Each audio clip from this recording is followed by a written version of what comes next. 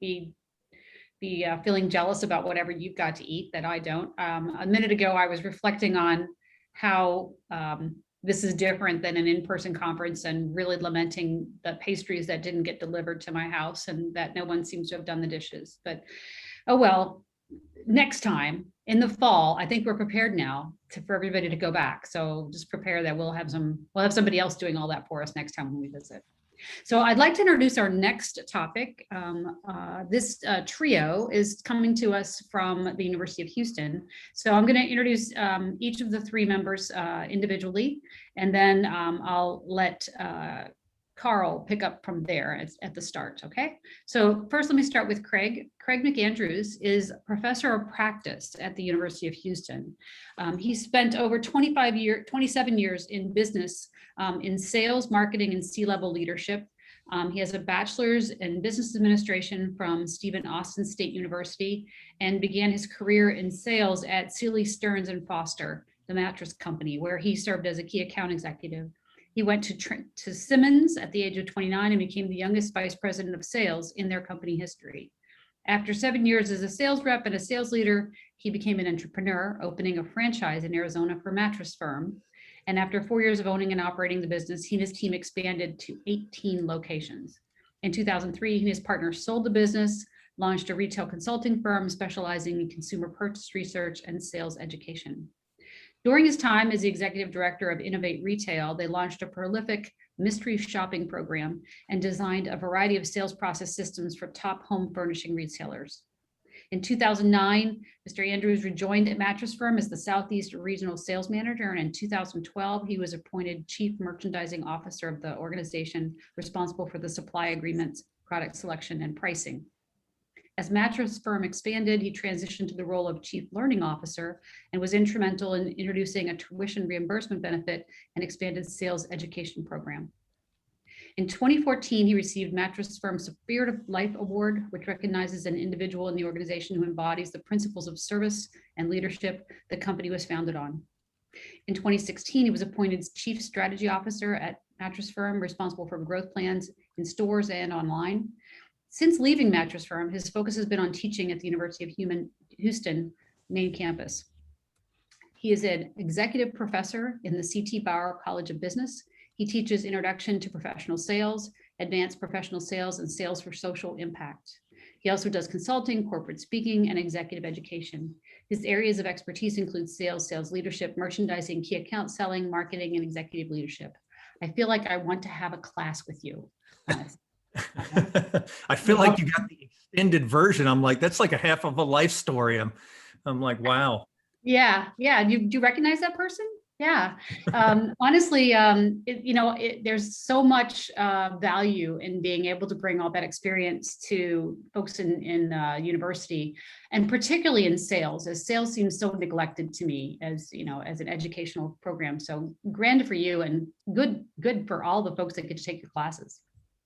Next is Carl Herman.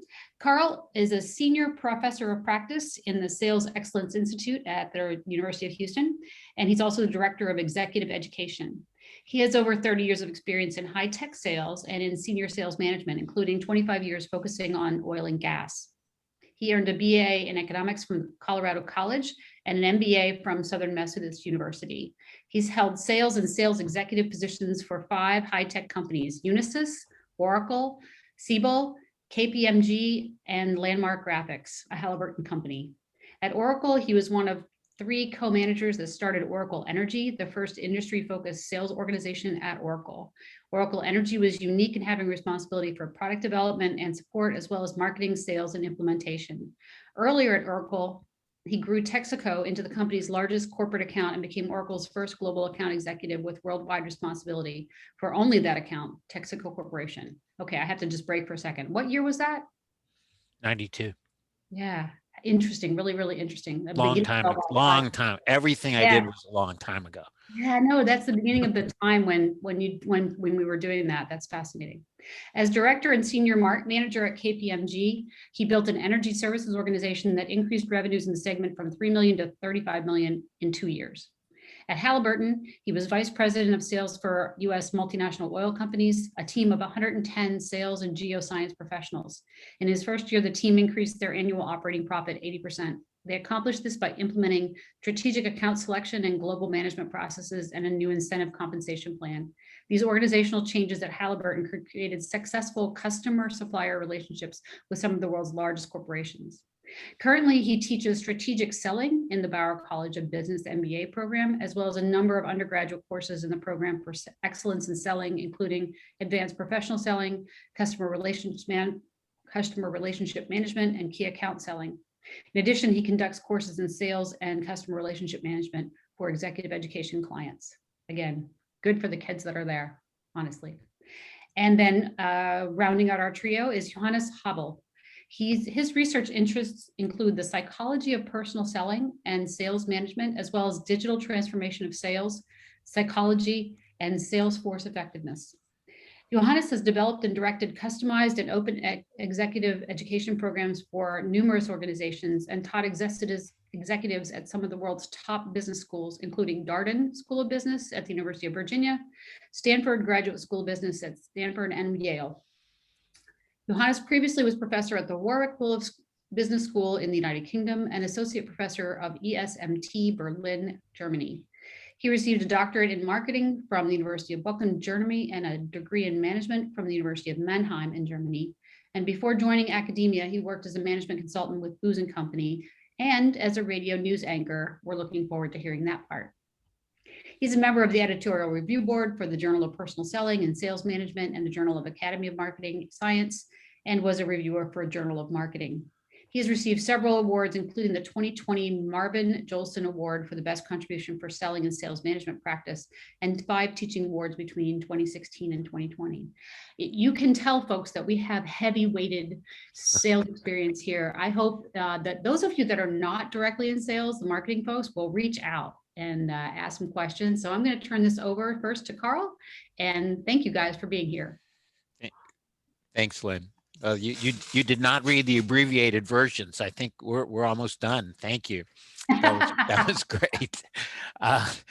And again, thanks, Lynn. This has been a wonderful day and a half so far. The only problem with it is I had to rewrite parts of my presentation after almost every other session because it was so valuable and relevant.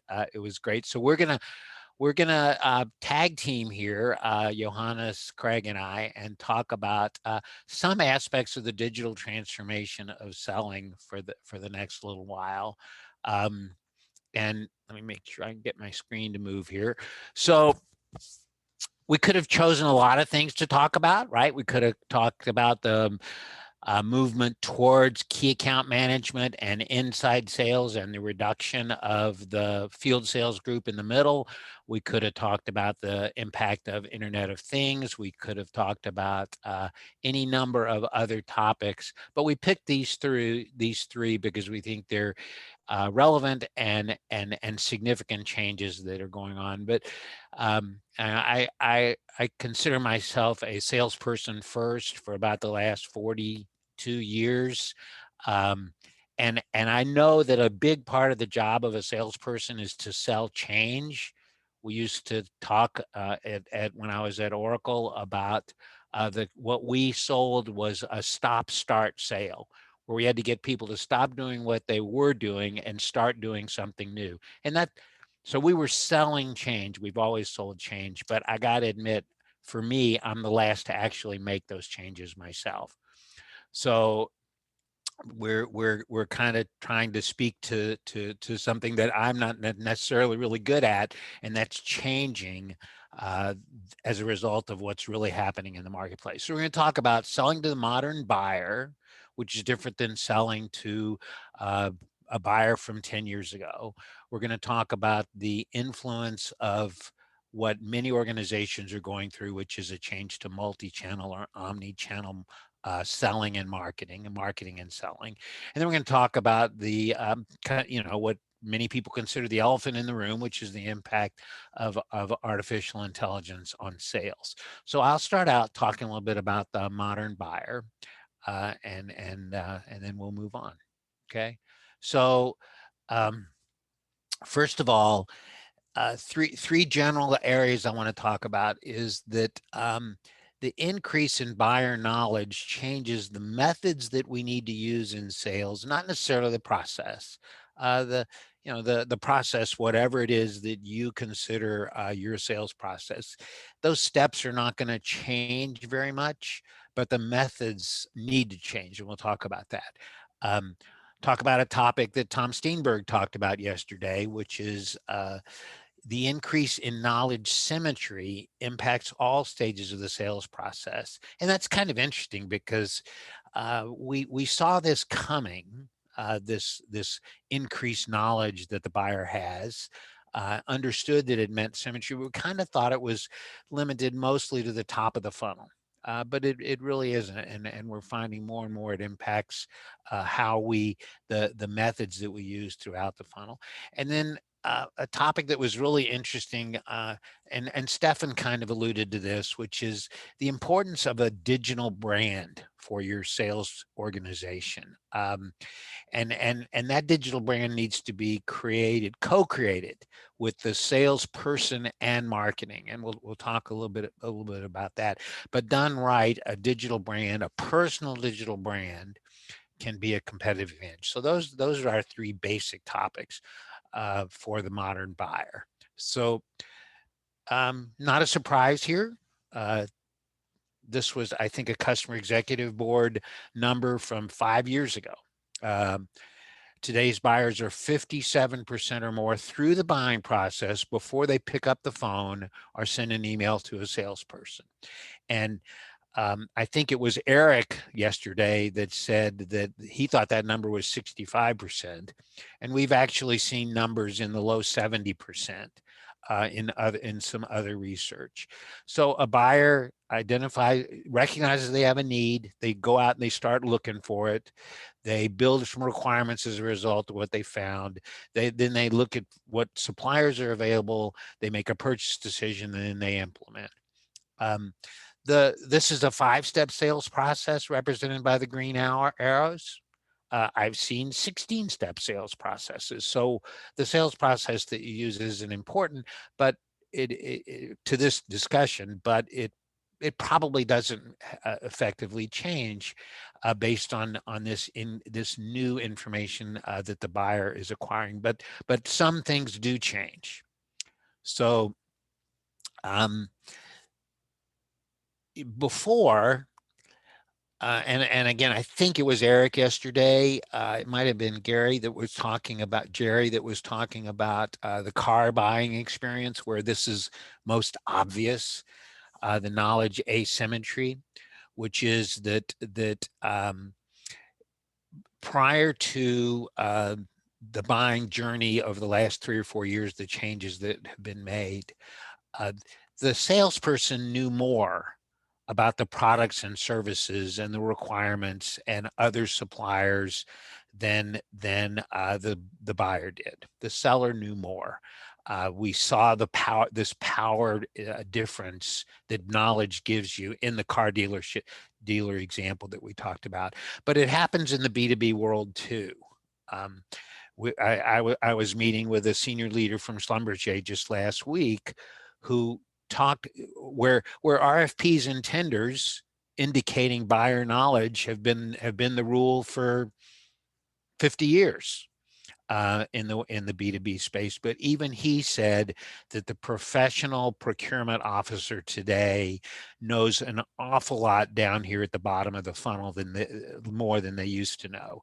They're able to do product evaluations. They're able to do reviews. They're able to understand even pricing in a method that they were much less able to do in the past. So knowledge symmetry, in other words, the seller no longer has a knowledge imbalance in their favor, has really increased over the last 3 or 4 years.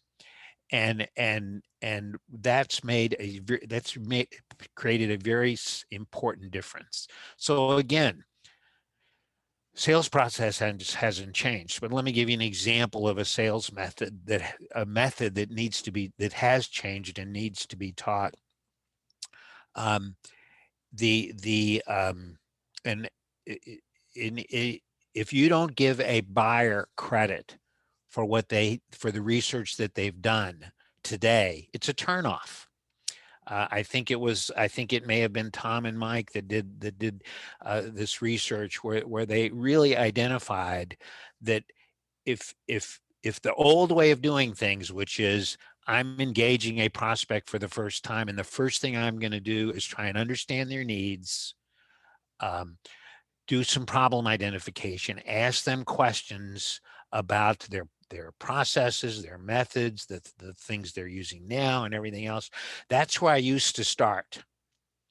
Tell me a little bit about your needs. If you start there today with knowledge symmetry, you're going to turn off some buyers who've done a tremendous amount of research and already know what they need. In fact, they may already know what you have available to a great extent. So instead of starting with tell me a little bit about what you need, you start with tell me a little bit about the research that you've done. What brings you here today? What do you know that brings you here today? You have to give them credit or you actually lose some prospects. So that's just one minor difference in the methods that need to be taught as a result of this knowledge symmetry. Second, the personal digital brand. A really interesting aspect of the change in what the sales process, sales enablement is today. And I'm just going to tell you a story. This is Elizabeth Barnett, who is a alum of our sales program. And a couple of years ago in the summer, she took her first career job going to work for 3M in their personal safety division. And I ran into her in October, November, mid to late fall. And I asked her, so how's it going as a new salesperson at 3M? And she said, oh, it's really hard. It's really difficult. In fact, I'm last in my branch in terms of performance. I'm making cold call after cold call after cold call, and I'm not getting any traction. I'm not getting any meetings. And I said, of course, what do I know? I said, well, just keep doing what you're doing. We've taught you what you need to do. Just go do it, and it'll work out. It's all about activity. So I ran into her shortly after the first of the year and asked her the same question, how's she going? And she said, oh, it's great. I'm doing great. I'm #1 in my branch in terms of the pipeline. I've made a couple of sales. And best of all, I haven't made a cold call in the last 45 days. And I said, why is that? And she said, well, people come to me. They see me in LinkedIn and Instagram and some other places as an expert in personal safety equipment. And so they're coming to me. I'm not having to come to them. So that personal brand, that building of a digital personal brand is really an important part about the digital transformation that needs to take place. And it's not about selling online. It's about showing value. And I want to make it clear that marketing had a very significant role here. This LinkedIn template came from marketing, didn't come from Elizabeth. Elizabeth took it and made it her own. But if you look at most personal safety division LinkedIn's page profiles for 3M, you'll see a very similar template. So a significant role, but it really has an impact on results and really is a difference in the way the world works today. But getting people to do this isn't necessarily easy. So I'm going to turn it over to Craig, and he's going to talk about creating this digital change that your sales organization needs to work on. Yeah, thanks, Carl. Yeah, it's actually one of the topics that's often under emphasized when it comes to transformation. In fact, when you look across what's been happening over the last several years with transformation, particularly in this digital space, oftentimes companies are leading with technology introductions or redevelopment of processes. And a lot of it gets pushed out into the field, into organizations. However, what we find is that the idea of change management has created a big dilemma because people aren't addressing the potential of resistance that often comes with change. And, Carl was nice enough to say in the beginning, hey, I don't change very well, but guess what? I don't either. And most people don't.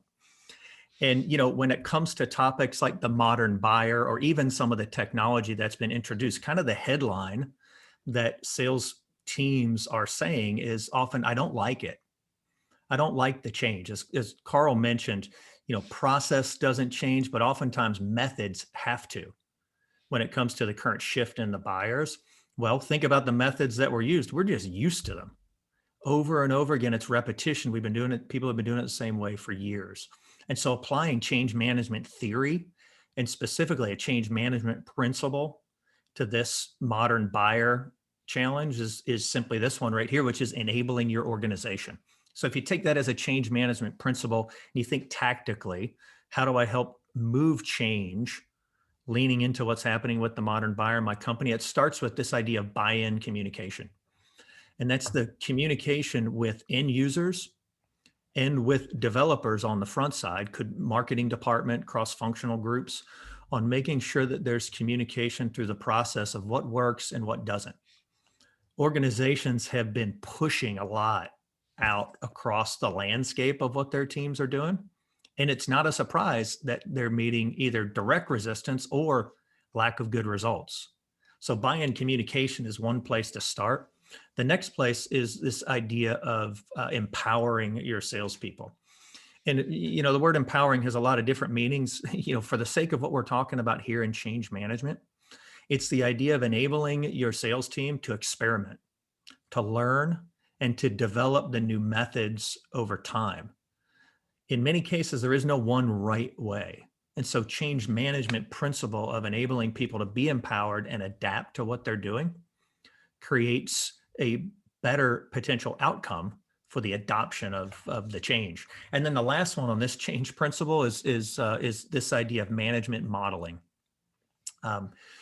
Sellers today are being asked to do things differently. Carl used the great example of, how you start your discussions with gathering perspective on, what research has the prospect done? Well, just the same way we're asking sellers to do things differently, management has to model those behaviors when they're interacting with customers, when they're engaging with technology. I worked in a company for a number of years where we were pressing the sales team to use the CRM system. And, because we value in reporting and value in all the things that come from the system, yet we had a lot of our managers who still lived on Excel spreadsheets and didn't utilize the technology that they were asking their teams to use. So management modeling on top of empowering salespeople and buy-in communication is a way that activates this change principle of enabling the organization. And it's one way that can further help support the transformation that we're trying to take place. So I'm going to turn it over to Johannes, who's going to talk a little bit more about our next topic. Thanks very much. This concludes our first topic. So the first topic was the modern buyer and how to sell to the modern buyer. Let's go to our second topic, and this is the push toward multi-channel environments. I mean, it's a truism that everything moves more online, especially during COVID, all right? We have this McKinsey statistic that you can see right here. It's a couple of months old, but still we can see that only a minor share of interactions between customers and salespeople are actually happening in person, face-to-face. The major share is happening remote or via digital self-service. And this digital self-service part, so buying through online channels, through web shops, that's exactly one key trend that we can see right now and that we would like to discuss in the following minutes. By the way, this is exactly how customers want to buy today. So 70 to 80% of people say, of B2B decision makers say, they prefer this kind of interaction over in-person interaction. And there are studies that show that even once the pandemic is over, this will likely not revert back to how it was, but there will be probably a 50-50 split between this new remote and self-service kind of buying as opposed to in-person kind of buying. Now, when we go to the next slide, let's make sure we understand some of the conceptual foundations here, because this is going to be very important for us to understand how to manage the change toward digital buying, and then from the salesperson's perspective, digital selling. I mean, In the old world, it's pretty easy. In the old world, in the conventional view, and maybe a couple of years back, we taught our students, well, an e-commerce channel is basically just one separate way to reach a specific customer segment. You can see this on the left-hand side. So the conventional view would be, well, I have my field sales force and I'm going to send them out, for example, to my most profitable customers. I have inside sales. They are going to serve the B customers, and then the low value customers I'm going to serve through e-commerce. So I have different channels to reach different segments. But now in B2B markets, we can see a new philosophy emerging and more companies adopting this philosophy. And this is the notion of customer-centric hybrid sales structures. So it's no longer the case that I'm using a channel to reach a particular customer segment, but I'm putting the customer in the center of everything. And I'm offering the customer different ways how to purchase. So the same customer will purchase, when they need consultation, well, I'm going to send a field sales rep out. But if it's a straight rebuy, they might use e-commerce or might use inside sales. So they can actually choose which channel to use, and the customers in the center. Now, when we think about what this actually means for companies and for salespeople, for traditional salespeople, it's not just a new way of a new channel landscape, but it means major change. I mean, for the field sales rep, their entire role changes. On the left-hand side, conventional view, a good day in sales would be when the field sales rep gets an order from the customer, writes the order, types it into the ERP system, and has generated revenue. On the right-hand side, the role of the field sales rep becomes much more the one of a multi-channel orchestrator. A good day in sales is no longer when the field sales rep writes an order, types an order into the ERP system whatsoever, but a good day in sales is when the field sales rep orchestrates the entire organization in a way that the customer is perfectly served. This sounds very big, and it is, and it's very challenging. There are many things we will have, how we will have to adapt the organization and how to manage the change. And this is what we're going to talk about right now. So thank you, Johannes. The multi-channel impact on the sales organization is really significant. We could spend the entire time just talking about the relationship between inside sales, field sales, multiple levels within inside sales, which is common, and the relationship with the field sales, because it's really valuable, and it does something that the promise of multi-channel and what people are seeing is absolutely true, and that is that, among other things, it increases sales productivity. And that's really important. One of the things we teach our undergraduate students, that we pound into them over and over again, is that a salesperson's most important asset is time. And the ability of e-commerce to offload some of that effort saves people time. The inside sales being able to offload some of the interactions with some of the field sales accounts gives that field salesperson back time. And what they do at that time, what they should do at that time, is enhance their relationships with their most important accounts and be able to work on more complex, more profitable deals and opportunities. But that requires that the organization think through changes to compensation that Johannes is going to talk about in a minute, manage potential channel conflict that is critical, that the organization have a multi-channel CRM that I'm going to spend a minute talking about. And then there's real power in multiple channels in a concept called account-based marketing that I'm going to spend a minute talking about. So let's talk about the benefits of increased sales productivity. First of all, and they're fairly obvious. I mean, I think we know about that. E-commerce reduces a lot of the administrative burden. And now remember, the point Johannes made is that in the prior world, e-commerce as a channel had their set of accounts. And what they did for their set of accounts really didn't free up time for the field sales rep, because it wasn't a field sales rep account. Today, that's not the case. and more that's not the case. Most of the effort that e-commerce, most of the transactions that e-commerce processes do offload a significant amount of work that the field sales or inside salesperson used to do. A lot of automated support reduces the post-sale support. I remember spending hours on the phone handling support calls from my customers. And today, some of that, the simpler ones, moving to the more complex ones, are no longer things I need to worry about. And obviously in today's world, virtual selling reduces the travel time that we need to spend. And we've seen, there's pros and cons, right, to virtual selling.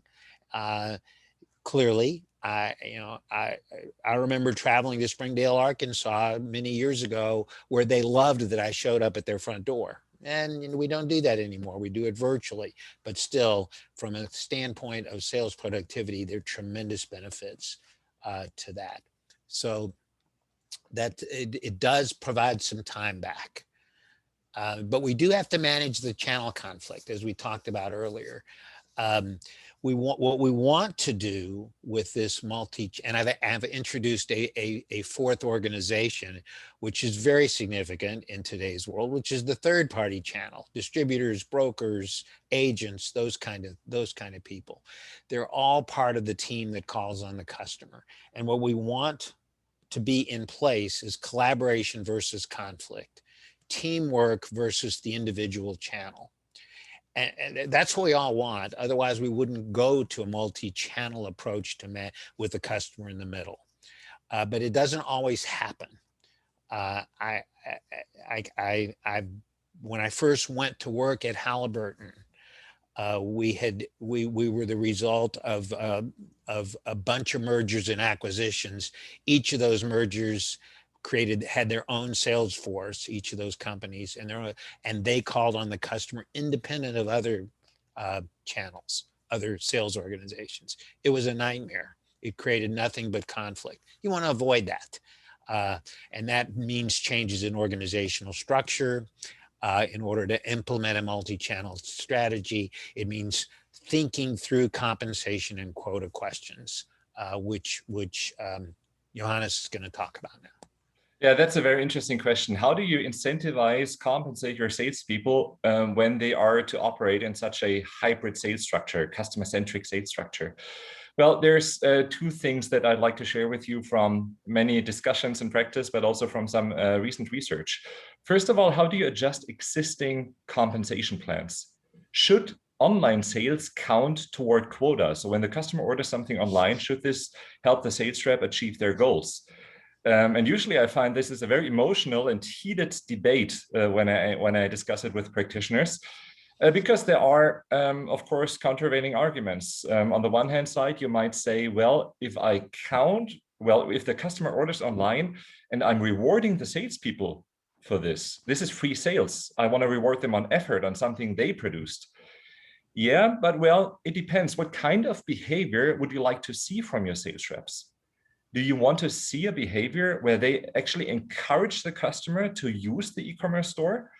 When you want to go toward this hybrid sales structure, this real multi-channel philosophy, then you want the salesperson probably to encourage customers to use the online store when it's of value to them. So there was one question in the chat. Jesse asked, how do you make sure that customers don't feel deprioritized?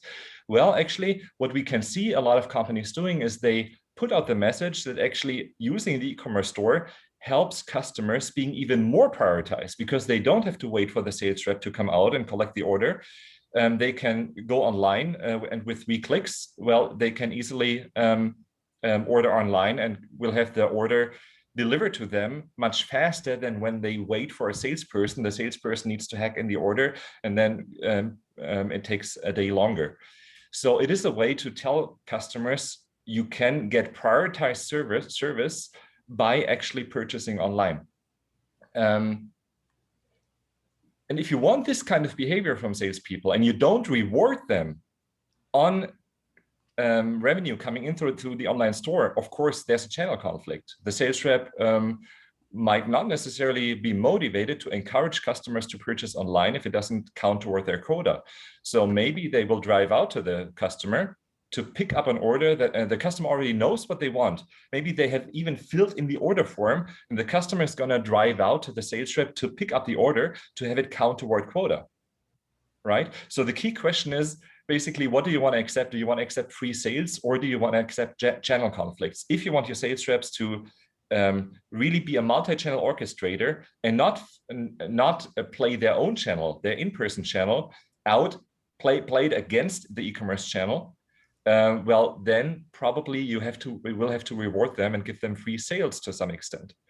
To be honest, I've never seen a company that says, I'm not going to reward my salespeople on online revenue, and that got this hybrid system really to work. The successful companies out there, such as Hilti, for example, I like to refer to them. I think they've got this down pretty well. They say, we don't care that to some extent it's free sales for salespeople, as long as it helps us achieve this vision of really having a hybrid customer-centric sales structure. On the other hand, the question is, do we reward salespeople even on top for generating online revenue?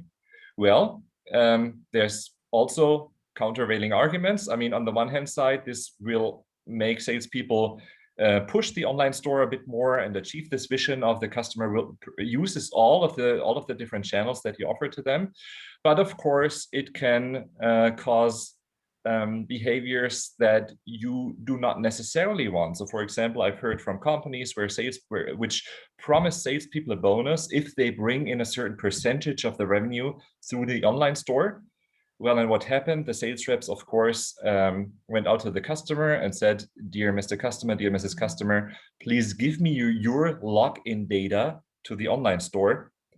And when the customer wanted to order something, they still drove out to the customer, but then made sure they typed in the order themselves just to get this bonus on online revenue. So you get what you incentivize, or we always say compensation plans work. They do what you want them to do, not necessarily in the way you want them to work.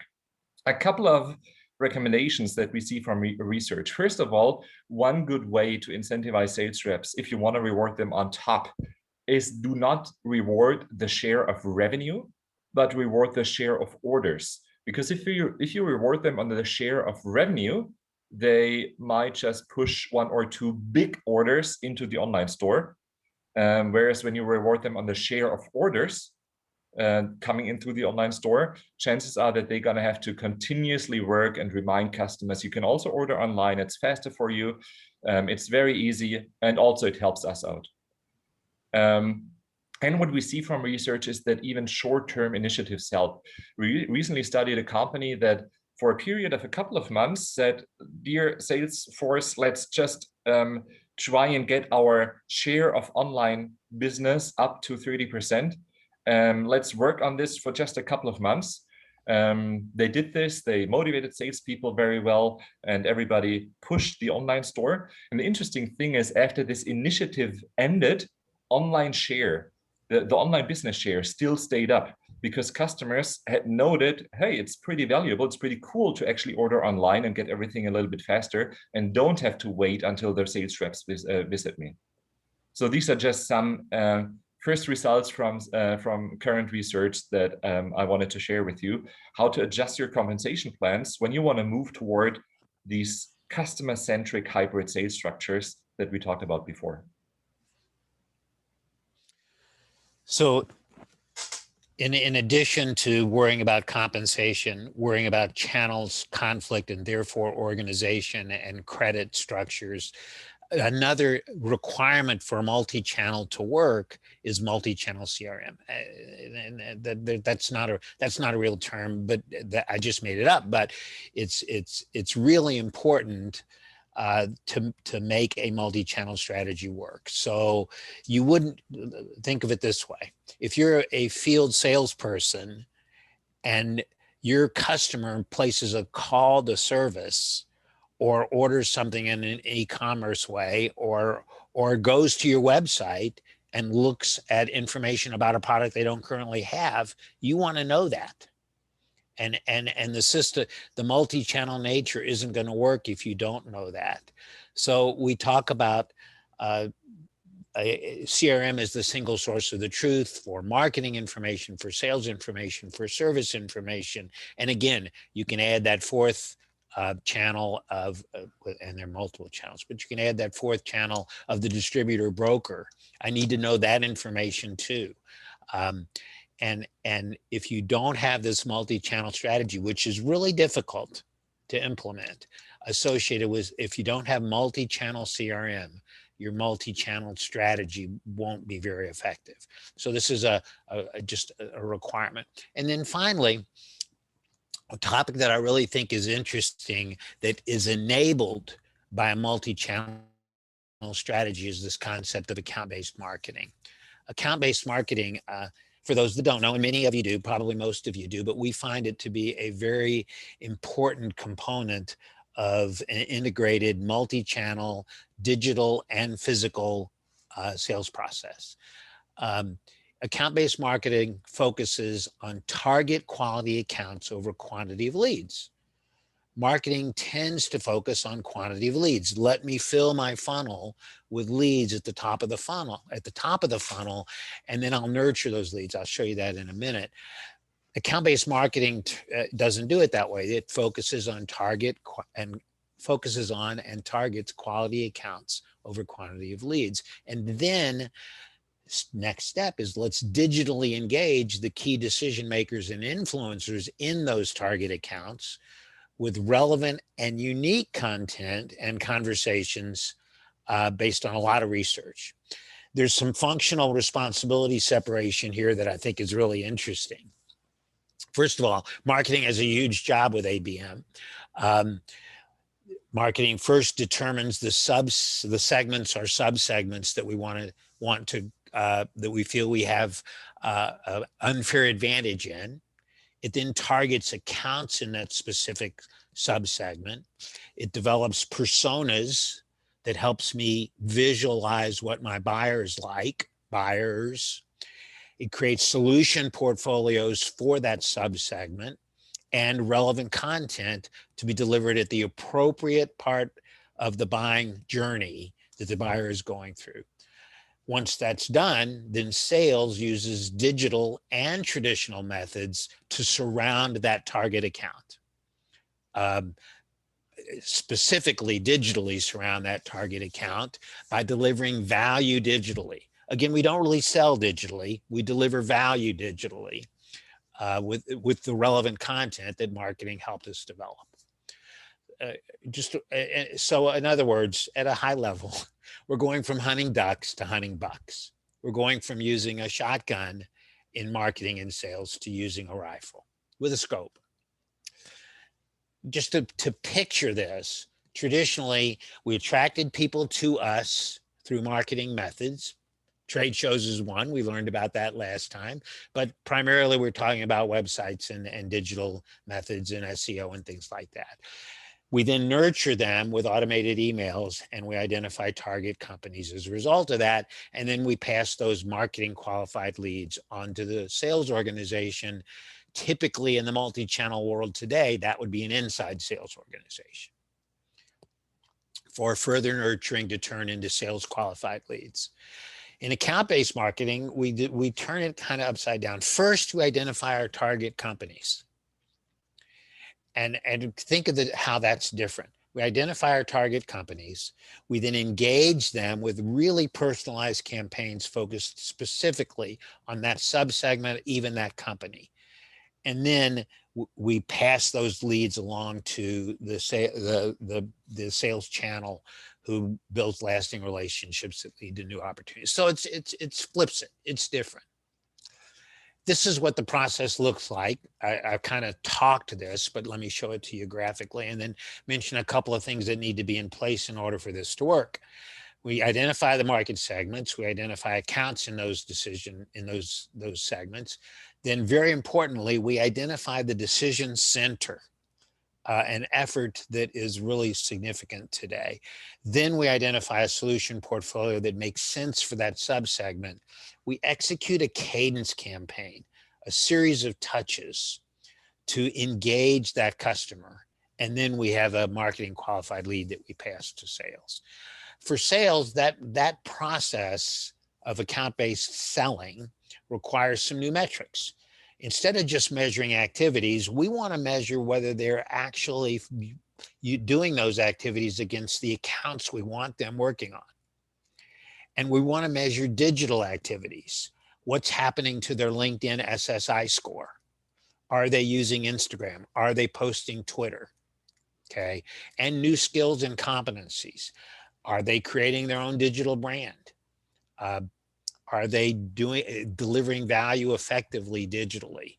Those are skills and competencies that need to be taught if we're going to implement the ABM process using the multi-channel strategy that we created. And so that's the multi-channel strategy. We're going to move along now to our third topic, which is how to get this to work in your organization. Craig? Yeah, I appreciate that, Carl. I think Johannes said it so well when he said, look, the modern day salesperson becomes an orchestrator of this multi-channel, these multi-channel opportunities. But one of the headlines we hear from a change standpoint is just salespeople say, look, I don't need it. I've used the traditional channels and they have worked at points in time. I don't really need more channels. You know, I experienced this firsthand during my time at Mattress Firm in our early e-commerce stages. When we first launched the e-commerce platform, the e-commerce was seen as the enemy by the field sales team. They not only felt like they were a competitor, but they felt like that they were going to completely remove what historically the salesperson had valued so much, which was their face-to-face ability to persuade somebody on what to buy. And it was years of back and forth pressure before the e-commerce component of the business ever gained traction. I can look back at it today and I can tell you that, you know, the company was years behind competition. And you know, fortunately, I think today they're much better shape, but salespeople said, I don't need it. This is a common thing. So an important change principle to apply in your organization is this idea of promoting a climate of change, creating a climate of change where first you establish some urgency around the change. Why are these channels critical for people to transition into? And you really don't have to go very far for the case for it, which is to your customers. That's where the case exists. That is the group who is already demonstrating their desire and interest in multi-channel engagement. The second part of that principle, though, is making sure that you do develop a clear vision. Oftentimes we've found that as new channels get activated, organizations expand the way that they're trying to reach customers. There's not a clear vision around why they're doing it and particularly what the end game is.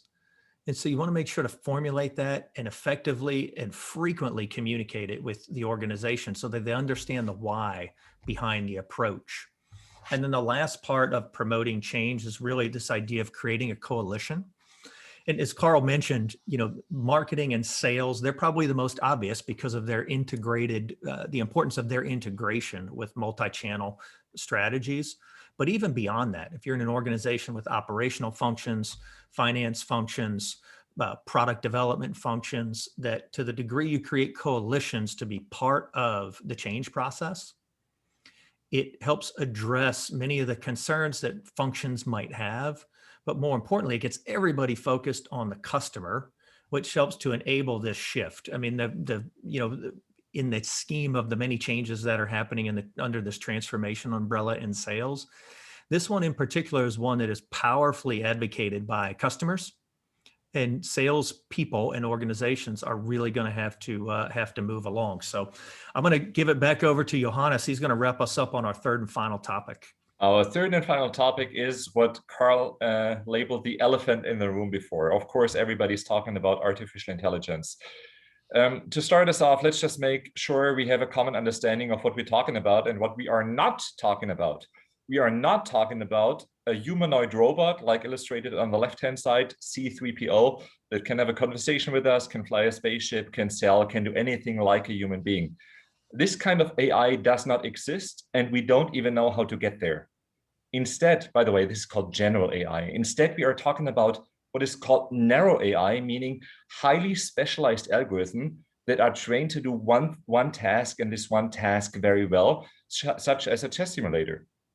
Well, how do you build such AI? The key thing about such AI is that it makes a prediction about what will happen in the future. For example, in terms of the chess simulator, what is the next best move to make? Will it increase the likelihood that I, the computer, win or lose? And then I'm going to act in line with this prediction. So this prediction is the key. It's basically the brain of AI. How do you make predictions? Well, nowadays, very often through machine learning, which really is just another fancy term for statistical analysis. So regression analysis is a machine learning algorithm. There are many more: logistic regression, decision trees, random forest, neural networks, all decades old. Nothing really new, but we can use them in very cool ways today. And we also can use them in sales. So what we see is AI applications emerging along the entire sales funnel and helping us either gain knowledge or gain speed in all steps of the sales funnel. Here is one example of an AI solution that helps us gain knowledge by making predictions about what's going to happen.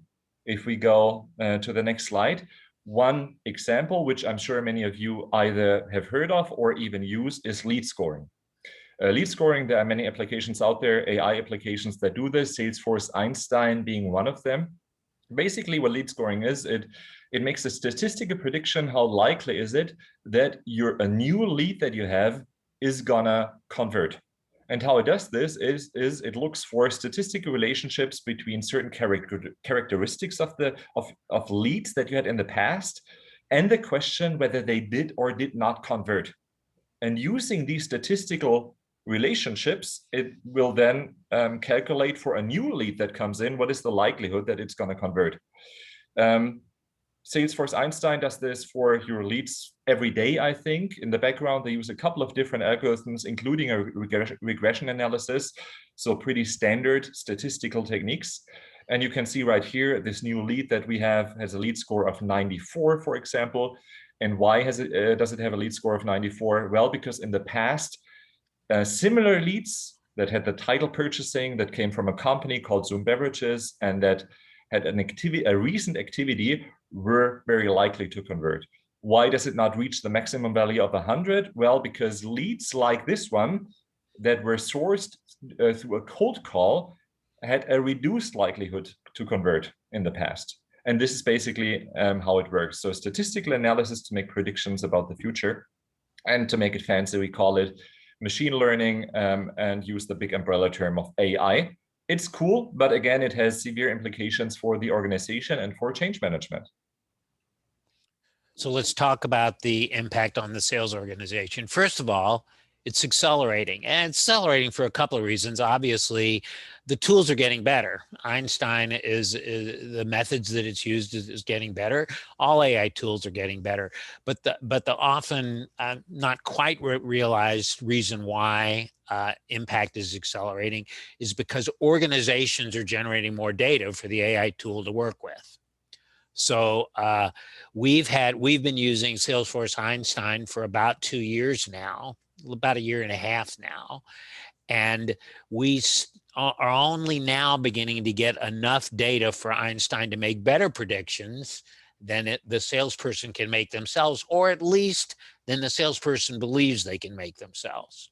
So if you see, this is our dashboard down below, and what you see is that the average lead score by lead source is really obvious and not necessarily true. Some of the reasons we're getting for the lead score are really not yet accurate. They're just, for example, that the phone number is a real phone number.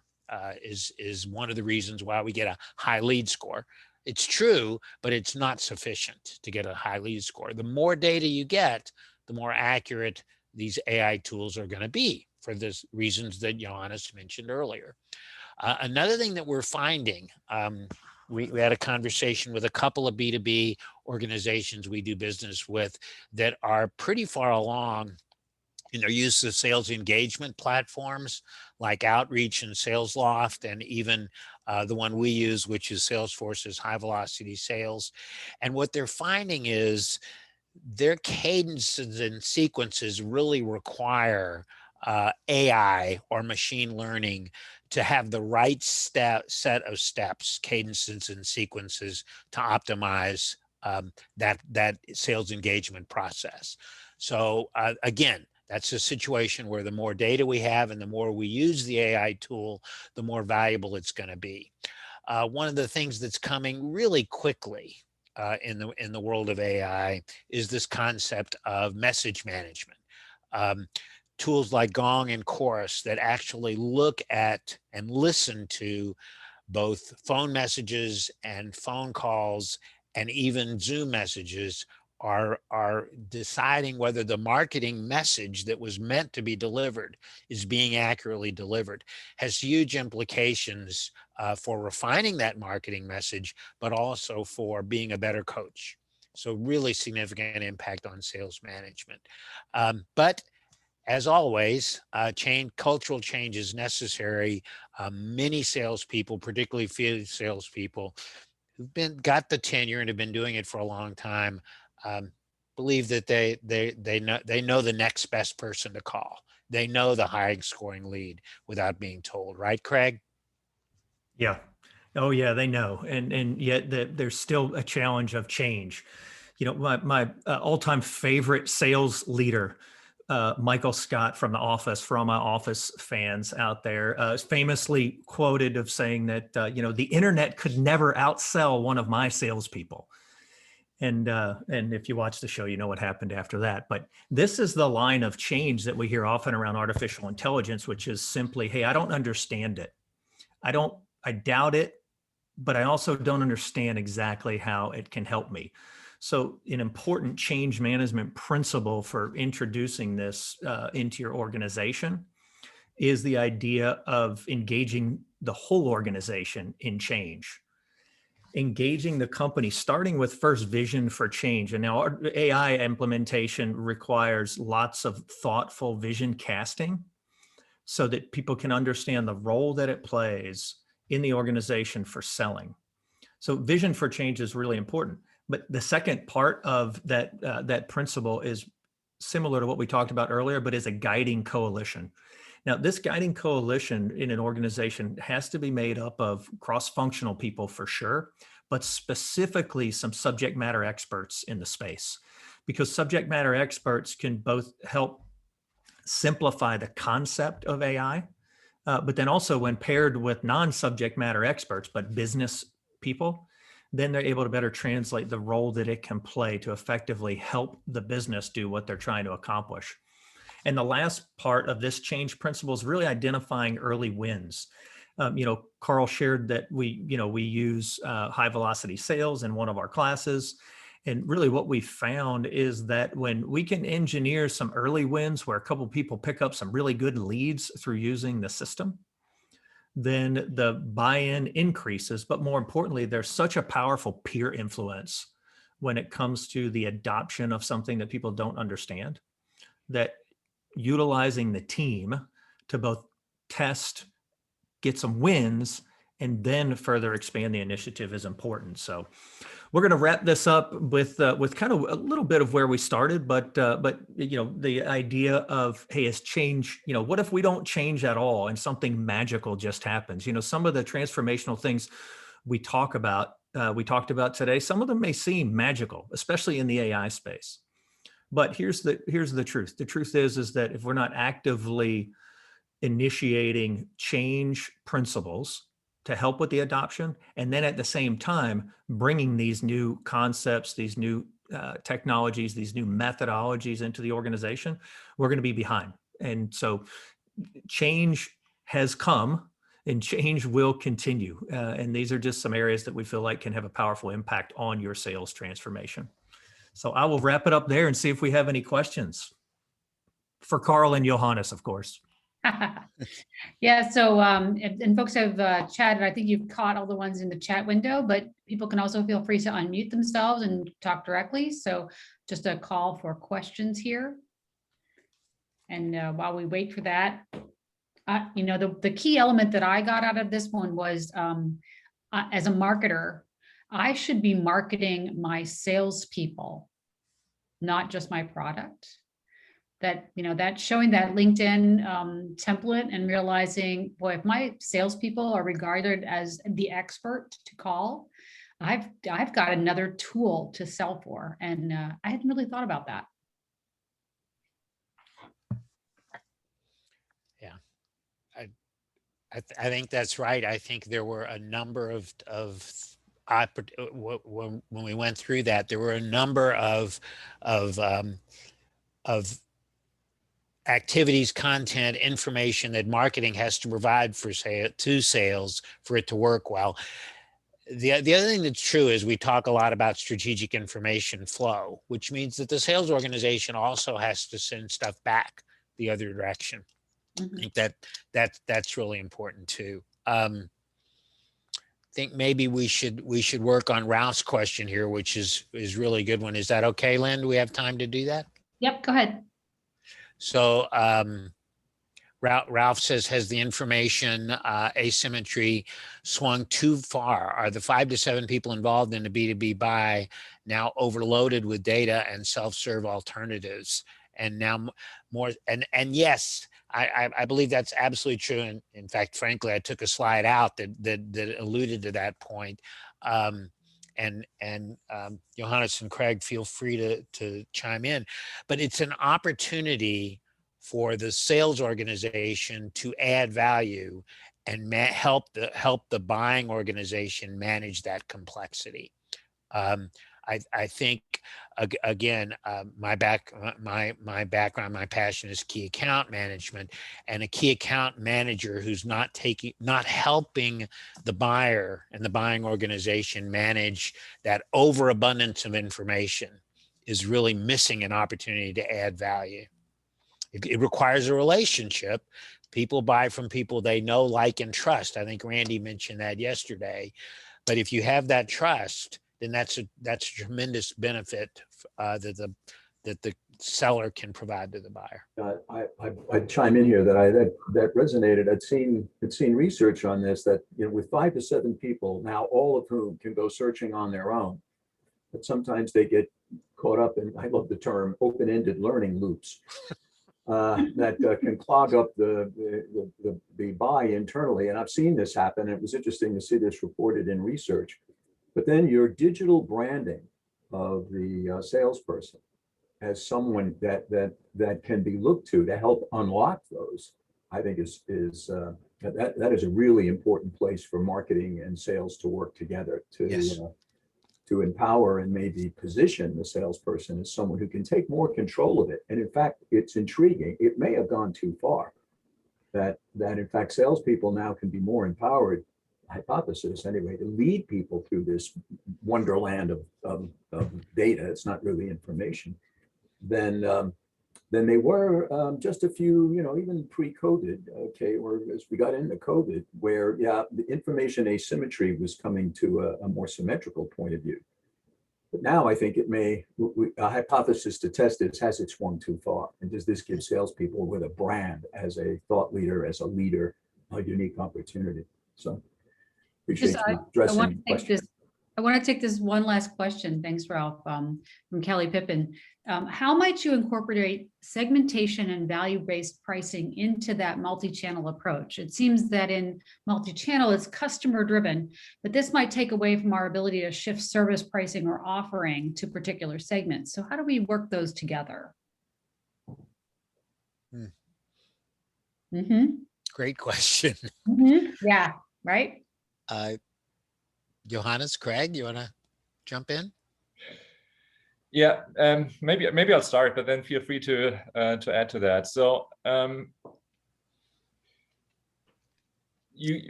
what I see from companies that they still segment and give different customers different prices, but not channel specific prices. So what I see from companies is that they follow the philosophy, one customer, one price. So the key thing to realize this, of course, is that you are able to identify the customer through all different channels. So make sure that when they call the call center, you know which customer it is. maybe by recognizing their phone number or have them self-identify in the beginning. In the e-commerce store, they have the same price when they log in, and the field sales rep, of course, also gives them the same price. And then you can still give different customers who have different value to you, different prices, but not necessarily channel-specific prices. If you give channel-specific prices, then again, you introduce a channel conflict, which maybe you want to do in order to motivate customers to shift a little bit toward, for example, the e-commerce store, the e-commerce channel compared to the field sales channel. But that's something you have to think about very hard if this is what you want to do. Yeah, that's great. Thank you. I would just add quickly that, I think there are companies that have solved this problem. You do need to recognize the customer when they execute the e-commerce channel, and MRO companies particularly that come to mind, like Fastenal and Grainger, have solved this problem for some time, and it's one that needs to be solved, and it requires a technology solution to be able to treat that value pricing on an individual customer basis. It also, I think, speaks again to the need for multi-channel CRM, that you just have to know where everybody is, right? Yep. Powerful. Hey, thanks a lot. I have a feeling this is going to get repeated quite often as people want to listen to it again. Thanks so much for joining us. And if we get some more questions in, they'll be in the chat window. Thank you again. And we'll be back at 1:30 for our next presentation. Thank you so much, everyone, for joining us. Go have a little break. Chat window's open, though.